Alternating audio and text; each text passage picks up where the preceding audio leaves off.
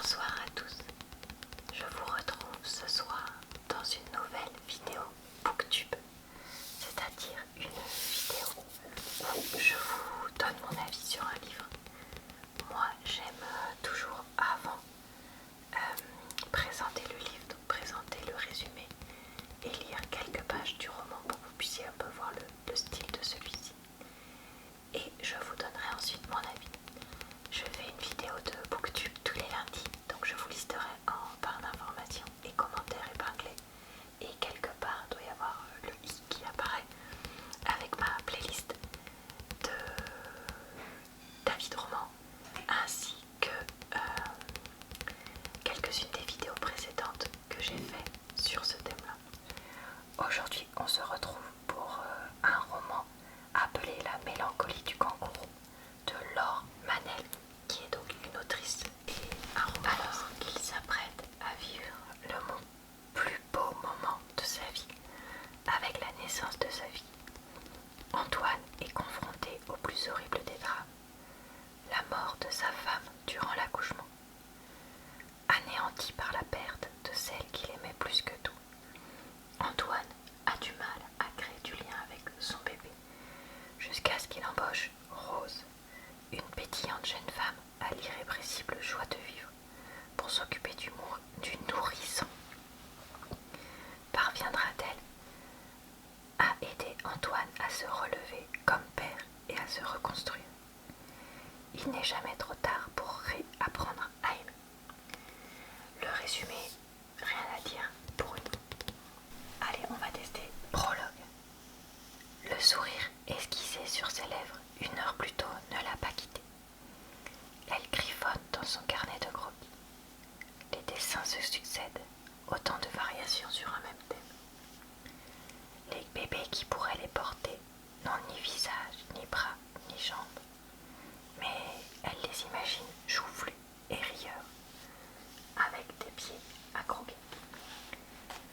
Elle se contente de tracer de sa main sûre les esquisses de body, déclinaisons unies, à poids, à rayures ou à motif. Elle voudrait, d'une forme universelle, ne brillant pas par son originalité. Elle voudrait bien révolutionner le body, mais y pensera plus tard.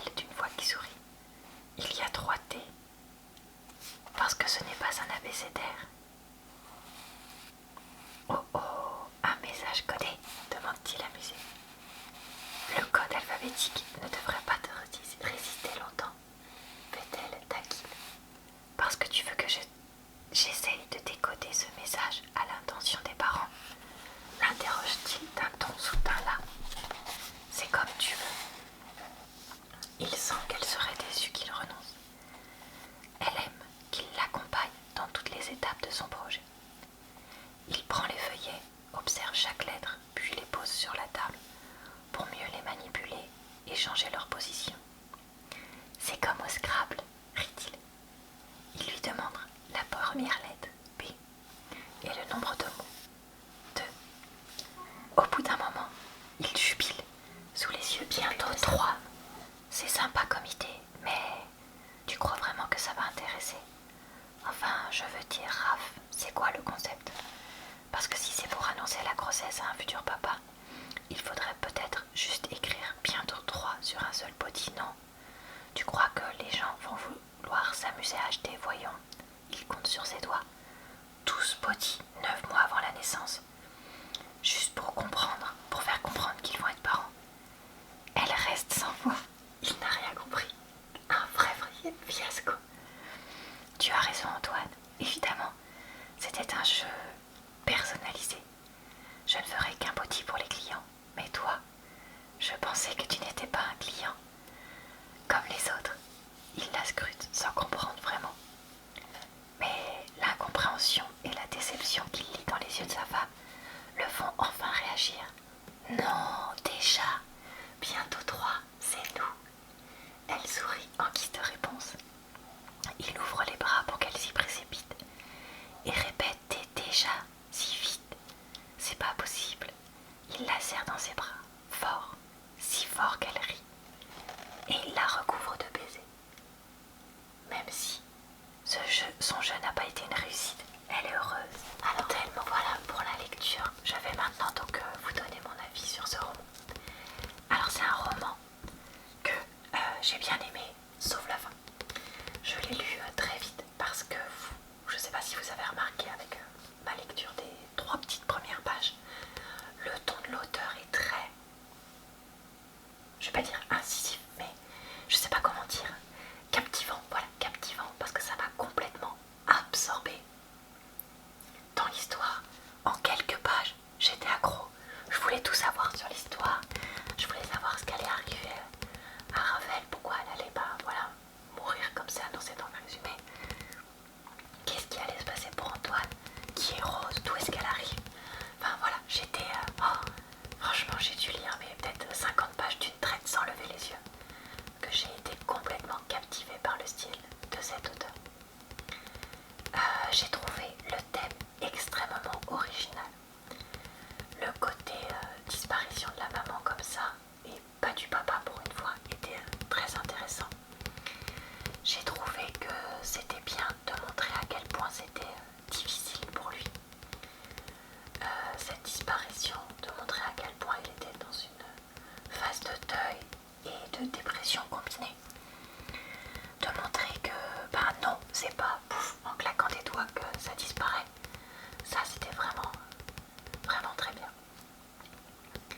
Alors, il embauche Rose, qui est une jeune femme étudiante slash en pause de ses études, pour venir travailler pour lui. J'ai cru comprendre que c'était un personnage d'un autre roman de cette autrice. Non, cet auteur, à chaque fois je fais la faute. Cet auteur, pardon. Mais sinon, je ne voyais pas trop la justification de prendre ce personnage-là plutôt qu'un autre. À part pour le côté joie de vivre par opposition à sa dépression, peut-être, je sais pas. Mais bon, après tout, pourquoi pas. J'ai trouvé très intéressant qu'ils ne soient pas intéressés l'un par l'autre. Avec leurs 15 ans d'écart, ça paraît relativement logique. Alors je sais bien qu'il peut se former des histoires d'amour avec des personnes qui ont 15 ans d'écart, hein, c'est pas ça que je veux dire. Mais il y a un moment, soyons réalistes, déjà il y a le côté patron-employé qui est pour la très grande majorité des gens et du coup pas dans les films. Un blocage quand même important. Et puis même s'il y a voilà, des histoires d'amour avec des grands écartages qui fonctionnent très bien pour toute la vie, dans la très grande majorité des cas, soyons réalistes aussi, ça ne fonctionne pas compte tenu d'un si grand écart. Passer 5-10 ans, ça commence à être déjà assez tendu quoi. Donc voilà, donc ça c'est des choses que j'ai bien aimées. J'ai vraiment bien aimé voir Antoine, bon je vous le révèle mais ça je pense que vous en doutez, petit à petit remonter la pente et petit à petit apprendre à aimer sa vie par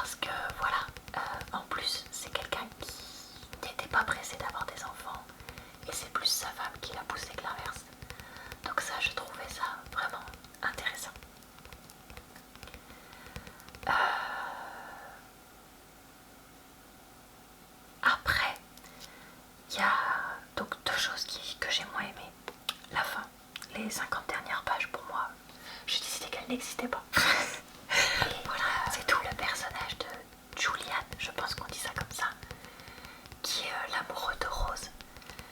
C'est le seul personnage que j'ai trouvé extrêmement caricatural par opposition à quasiment tous les autres personnages de ce roman. Parce que c'est vraiment le pseudo-rocker, hyper jaloux, qui veut pas creuser un travail, qui veut pas creuser une fille, qui va s'imaginer n'importe quoi dès qu'elle est seule avec un homme, qui dès qu'elle prend un peu de distance avec lui, la largue comme une vieille chaussette. Enfin, honnêtement, lui, je l'ai trouvé, enfin, je comprends pourquoi on l'a mis là, mais je l'ai trouvé vraiment trop caricatural. J'aurais aimé quelque chose de plus réaliste pour ce personnage-là. Et puis voilà, pour moi, la fin, je vais pas dire gâche le livre, mais on en est vraiment pas loin. Honnêtement, j'aurais pas du tout choisi cette fin-là si j'avais été l'auteur. Parce que ça va à l'encontre de beaucoup de choses qui sont dans le livre. Mais je veux pas en dire plus pour vous laisser la découvrir par vous-même si jamais vous lisez ce roman. Au final, à qui est-ce que je conseille ce roman? Je pense que ce roman, il peut plaire à deux grandes catégories de personnes. À la fois aux personnes de l'âge de Rose, donc une vingtaine d'années, qui se reconnaîtront dans son personnage, ou alors à la fois aux personnes de l'âge d'Antoine, donc 35-40, puisque le livre se passe quand même sur plusieurs années, et qui du coup se reconnaîtront enfin voilà, entre 30 et 40 ans, qui se reconnaîtront peut-être plus dans l'accès à la maternité, les difficultés en lien avec un travail très prenant, ce genre de choses.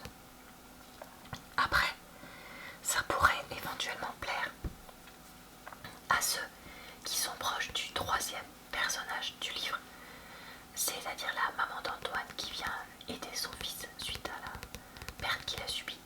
Je pense que ça peut éventuellement rappeler des souvenirs et évoquer faire retentir la corde sensible, pas évoquer la corde sensible, à ce genre de personnes. Est-ce que je recommande le roman?